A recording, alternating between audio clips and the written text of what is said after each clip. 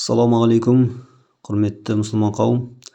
Кезекті сабағымыз екінші сабақ және екінші бөлім әріптер атауы және оның дыбысталуы. Бүгінгі өткендегі жарты әріптің айтқанбыз алдыңғы сабақта. Енді бұл екінші бөлімі, ары қарай жалғастырамыз. То әрпінің атауы та, дыбысталуы т. Бұл жуан әріп.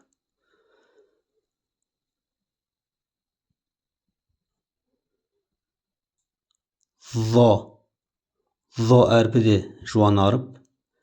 Атауы за, дыбысталуы з.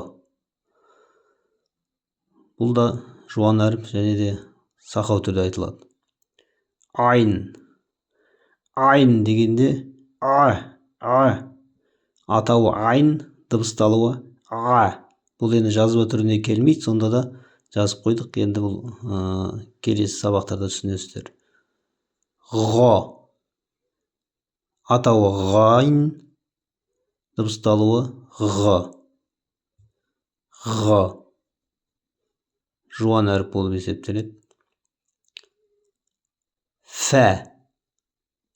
Атауы фә, дыбысталуы ф. Бұл жіңішке әріп болып есептеледі.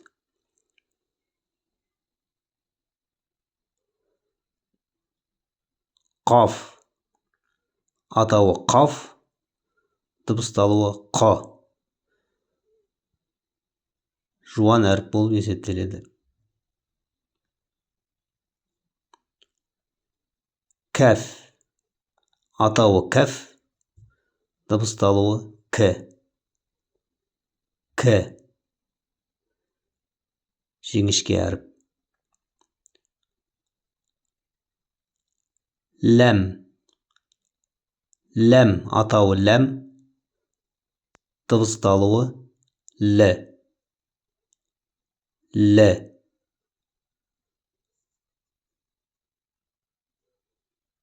Мим.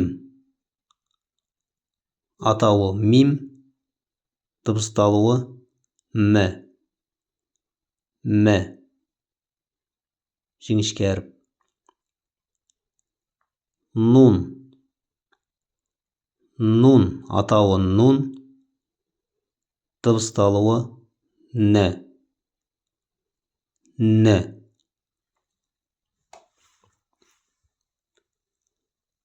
Уау. Атауы уау, дыбысталуы у.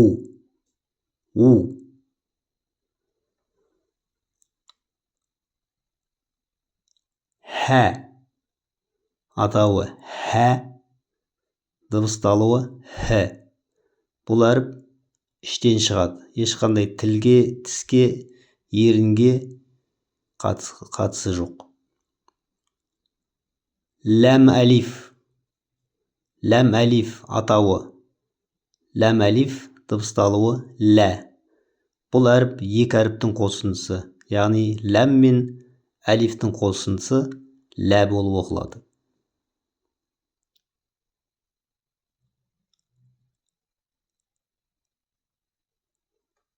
Иә.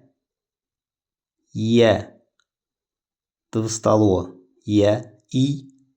Атауы иә, дыбысталуы и.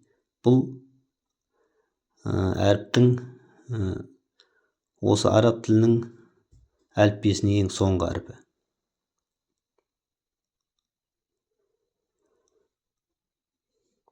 Құрметті мұсылман қауым, осы әріптердің атауын барлықтан атадық. Енді келесі сабақта кездескенше